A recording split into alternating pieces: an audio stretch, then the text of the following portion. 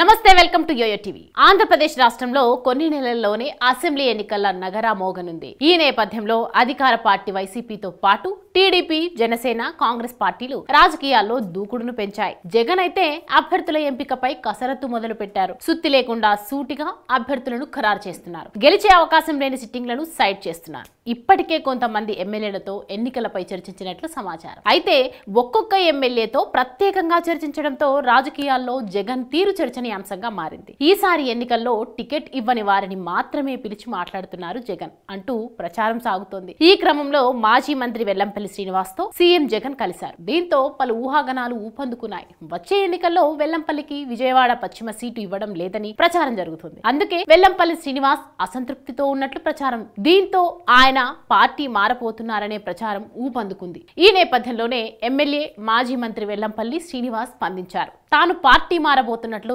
జరుగుతున్న ప్రచారంలో నిజం లేదన్నారు. నాకు సీటు లేదని, సీటు మారుస్తున్నారని రకరకాల వార్తలు వేస్తున్నారు. నియోజకవర్గ అభివృద్ధి పనులకు సంబంధించి క్యాంప్ ఆఫీస్ కి నేను మేయర్ 2 రోజుల కిందట వెళ్ళాం. సీటు మార్పు గురించి నా దగ్గర ఇప్పటి వరకు అధిష్టానం ప్రస్తావించలేదు. నేను వెస్ట్ నియోజకవర్గం నుంచి మళ్లీ పోటీ చేస్తా, విజయవాడ సెంట్రల్ స్థానానికి వెళ్ళమన్నారు అనేది ప్రచారం మాత్రమే. నేను పార్టీకి రాజీనామా చేశానని ఫేక్ వార్తలు ప్రచారం చేస్తున్నారు. నేను జగన్ ను నమ్ముకున్న వ్యక్తిని. జగన్ ఏం చెప్పినా చేయడానికి సిద్ధంగా ఉన్నాను. విజయవాడ 3 నియోజకవర్గాలతో పాటు ఎన్టీఆర్ జిల్లాలోని అన్ని నియోజకవర్గాలు గెలిపించి ముఖ్యమంత్రికి కానుకగా ఇస్తాం అని వెల్లంపల్లి వ్యాఖ్యానించారు.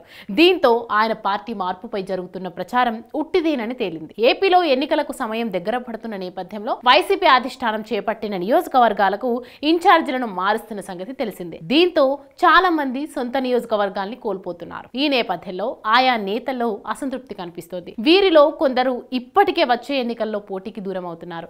మరికొందరు ఏకంగా పార్టీకి గుడ్ బై చెప్పేందుకు సిద్ధమవుతున్నారు.